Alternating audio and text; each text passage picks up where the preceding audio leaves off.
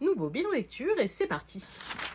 On commence tout d'abord avec Le Roi Maléfique, édité chez Rajo, qui est donc le second volume de la saga du Peuple de l'air, la suite du Prince Cruel. Donc une trilogie, puis il y a un tome spin-off, puis une suite qui est une duologie, j'espère que vous me suivez.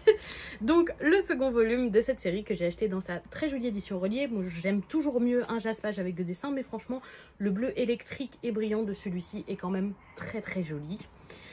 Niveau lecture, je me rappelais très bien du Prince Cruel, mais je trouve qu'on nous remet parfaitement tout dans l'ordre. Avec le récit, on nous rend les éléments sans que ce soit lourd à lire. Ce que je dirais globalement de cette série, c'est que ça se lit tout seul. Je trouve que c'est dingue à quel point c'est facile à lire, les pages se tournent toutes seules, c'est dynamique, c'est agréable, c'est captivant. J'aime beaucoup Jude et aussi Cardan finalement. Par contre, je trouve qu'il y a une grosse hypocrisie autour de cette série, c'est que les personnes qui apprécient cette série et qui critiquent la dark romance mais qui adorent la relation Jude Cardan, je vous comprends pas, c'est vraiment une relation toxique typique qu'on pourra retrouver dans une dark romance. Moi ça ne me gêne pas, mais voilà, il faut rester cohérent avec ses propos. Moi en tout cas j'aime beaucoup ce qui lie Jude et Cardan, j'ai adoré les événements de ce tome, je trouve que plus le temps passe, plus Jude est intéressante et plus je l'apprécie. J'ai pas du tout vu venir la fin de ce roman qui me fait complètement comprendre le titre du prochain tome que je vais lire assez rapidement. En tout cas, j'ai vraiment apprécié et je trouve que c'est une série qu'on peut facilement recommander pour quelqu'un qui veut se lancer dans la fantasy avec un tout petit peu de romance, parce que la romance n'est pas au cœur du truc, c'est plutôt une intrigue politique et ça se lit très facilement, donc pour les débutants ça me paraît idéal. On passe chez Cotoon avec le premier volume de Philia Rosé, la prophétie de la couronne d'épines, et je suis agréablement surprise de trouver que ce webtoon est plutôt très original par rapport à ce qu'on voit d'habitude. On est sur une jeune femme qui est un petit peu prophétesse liée à l'église, qui peut se transformer dans sa forme adulte ou enfant en fonction, et ça change beaucoup.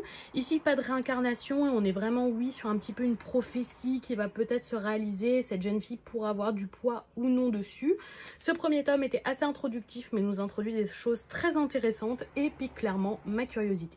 On reste chez Cotoon avec le 7e volume de Seule la mort attend la vilaine. Ici on est sur une histoire de réincarnation dans un jeu vidéo avec un harem inversé et j'aime beaucoup cette lecture. Je trouve que ce tome fait un grand bond dans l'histoire et il s'y passe beaucoup de choses et attention spoil, donc skippez cette partie si jamais vous voulez pas être spoilé.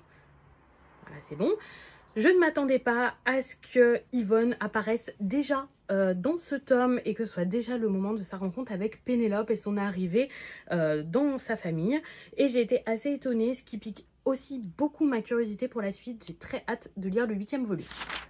On continue avec le 15e volume de Boys Abyss, édité chez Kana. Un titre fini en 18 tomes qui est assez captivant mais très malsain, donc je le conseille pour un public averti parce que c'est beaucoup de psychologie mais assez choquante. Comme tous les autres tomes, ce tome a été captivant et choquant, c'est vraiment ce qui définit parfaitement cette série. Je commence un petit peu à voir la finalité arriver, mais je me questionne encore de comment ça va se finir et qu'est-ce qui va arriver notamment pour notre protagoniste.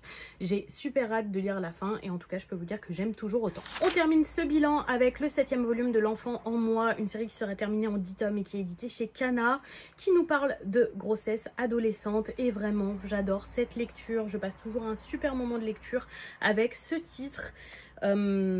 J'ai beaucoup apprécié ce tome, même si j'en veux toujours autant au papa de notre protagoniste d'être un si mauvais papa. Même si on peut comprendre ses réactions, c'est un mauvais papa. Donc voilà, mais la grossesse avance bien, je suis contente de voir que nos personnages avancent et je me pose beaucoup de questions sur le personnage masculin qui n'a pas l'air d'être aussi bien accompagné que notre personnage féminin et qui en aurait sûrement besoin. Ça me rend très curieuse aussi de lire la suite et j'ai vraiment adoré, c'est une lecture coup de cœur.